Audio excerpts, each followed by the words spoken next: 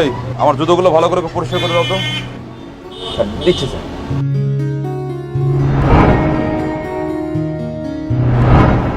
Sir ওই পা দেন। হয়েছে স্যার। কত হয়েছে? 20 টাকা দেন। আমার কাছে তো 20 টাকা ভাঙতি নাই। এই যে স্যার 200 দিলেন, আমার কাছে ভাঙতি নাই। আচ্ছা ঠিক আছে, আমার তো অফিসে দেরি হয়ে যাচ্ছে, তুমি রেখে দাও, পরে নিয়ে যাবো। জুতো জোড়াগুলো পলিশ করে দাও তো। দিতেছি স্যার।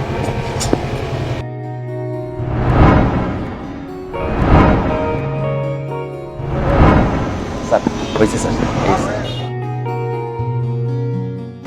এই যে স্যার হয়ে গেছে। কত টাকা হয়েছে? 40 টাকা স্যার। এ নাও। স্যার আবার টাকা দিতেছেন কেন? আপনি আগে দিতে 180 টাকা পান। কি বলছো এসব? তোমার কাছে টাকা পাবো কিভাবে? স্যার আপনার মনে নাই ওই যে কালকে আমারে আপনি 200 টাকার নোট দিলেন, 20 টাকার কাম করলাম, তাহলে আপনি 180 টাকা পাবেন না? আমার মনে হয় তুমি ভুল করছো। হয়তো অন্য কেউ তোমায় টাকাটা দিয়েছে আর তুমি ভুলে গেছো, তুমি মনে করেছো আমি দিয়েছি। আসলে টাকাটা আমি দেইনি। না স্যার, আমি ভুল করতেছি না, আমার স্পষ্ট মনে আছে আপনি আমারে 200 টাকা দিছেন। আচ্ছা ধরে নাও 20 টাকার বদলে আমি 200 টাকা দিয়েছি, এই টাকাটা রেখে দাও, আমাকে আর টাকা দিতে হবে না। না স্যার, আল্লাহ দিলে এখনো কর্ম করে খাইতে পারি, বিনা কাজে এই টাকা নিয়ে সবাই নষ্ট করতেছে না, আমারে মাফ করবেন স্যার। আচ্ছা ঠিক আছে, এখান থেকে 40 টাকা নিয়ে বাকি টাকাটা ফেরত দাও। স্যার এই যে 460 টাকা আছে, গুনে নেন। আর দরকার হবে না। স্যার আপনি কি সত্যি জবটা ছেড়ে দিবেন? ছাড়বো না, কি করবো বলুন? এই চাকরির জন্য আমার নিজের বিজনেসে সময় দিতে পারি না। এই দুইটা পালিশ করে রেখে দিও তো। আচ্ছা স্যার। ঠিক আছে, যাওয়ার সময় নিয়ে যাবো। ওকে জি স্যার। চলুন।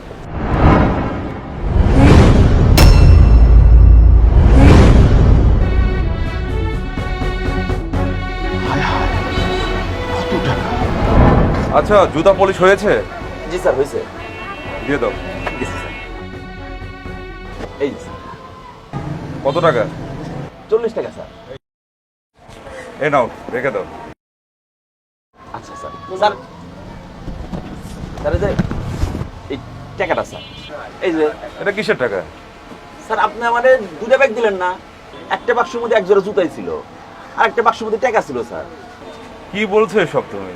এই বাক্স আমার না। আর আপনি মনে ভুলে গেছেন, আপনি তো দুটো বাক্স দিছিলেন আর এই বাক্সের মধ্যে টাকা ছিল, এটা আপনার। আমি বলছি এই টাকাও আমার না, এই বাক্সও আমার না। স্যার উনি ঠিক কথাই বলেছে, এই বাক্সটা আপনার। মিস যারা, আপনি চুপ থাকুন। এই টাকা যদি আমারই হয় তাহলে আমি কেন ডিনাই করব? যেহেতু এই টাকার মালিক আমি নই, তাহলে এই টাকার যোগ্য মালিকানা তুমি। এই টাকাটা রেখে দাও, তোমার কাজে আসবে। আল্লাহ, এতগুলো টাকা কি করবে? দেখ তো কি কপাল, হ্যাঁ? দৈনিক 400-500 টাকার লেগে কত না পরিশ্রম করি, আর এই হঠাৎ করে এরকম লাখ লাখ টাকা পাই গেলাম। আল্লাহ রে আল্লাহ, এটা কি কাম হইলো? হ্যাঁ, এতগুলো টাকা দৈনিক যে পরিমাণ পরিশ্রম করি, 400-500 টাকার উপরে দোকানে কোনো আয় নাই, আর সেই আমি এতগুলো টাকা পাইলাম। যাক ভাই, এক হিসেবে ভালোই হইলো। আব্বা কতদিন ধরে ঘরে পড়া, ঠিক মতো চিকিৎসা করতে পারি না, এই টাকা দিয়া আব্বার আমি বড় ডাক্তারের কাছে নিয়ে যায় চিকিৎসা করাম।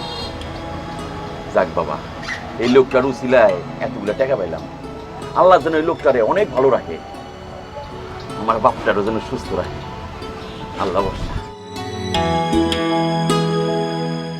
স্যার আপনাকে একটা কথা বলবো। বলুন। স্যার আপনি কিন্তু মুচি দোকানদারকে 2টা বক্সই দিয়েছিলেন। সেটা আমি জানি। স্যার আপনি যদি জেনে থাকেন তাহলে সত্যিটা তখন অস্বীকার কেন করলেন? আর কেনই বা বললেন যে টাকাটা আপনার নয়? আমি আসলে ওই ছেলেটাকে হেল্প করতে চেয়েছিলাম, তাই এটা করা ছাড়া আমার উপায় ছিল না।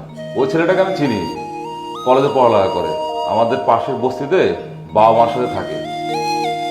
ওর বাবা হঠাৎ করে অসুস্থ হয়ে যায়। ওর বাবার কাজ হচ্ছে জুতা সেলাই করা, তার সংসার চালানোর জন্য ওর বাবার কাজে হাত লাগিয়েছে। কিন্তু স্যার আপনি তো চাইলে তাকে সরাসরি হেল্পটা করতে পারতেন। পারতাম না, কারণ এই দুদিন থেকে আমি ওর সততার পরীক্ষা নিয়েছি। দেখেন, সামান্য 180 টাকা, সেটা ফেরত দেওয়ার জন্য কত কাহিনী না করলো, শেষ পর্যন্ত টাকাটা ফেরত দিয়ে ছাড়লো। আপনি ভেবে দেখুন তাহলে, এতগুলো টাকা সরাসরি দিলে নিত? কখনোই নিত না। সত্যি স্যার, আপনার এই কাজটা দেখে খুব ভালো লাগলো। আসলে আপনার মতো না মানুষ হয় না। না না, আমার মতো ভালো মানুষ অনেকেই আছে, কিন্তু সংখ্যাটা কম। যদি সংখ্যাটা বেশি থাকতো মানুষ আর দুঃখী থাকতো না। আমি আপনাকে কথা দিচ্ছি স্যার, আমি যথাসম্ভব মানুষকে হেল্প করব। Thank you. Most welcome. Sir আজকে ফাইলটা নিয়ে তাহলে আপনার সাথে এখন বসি।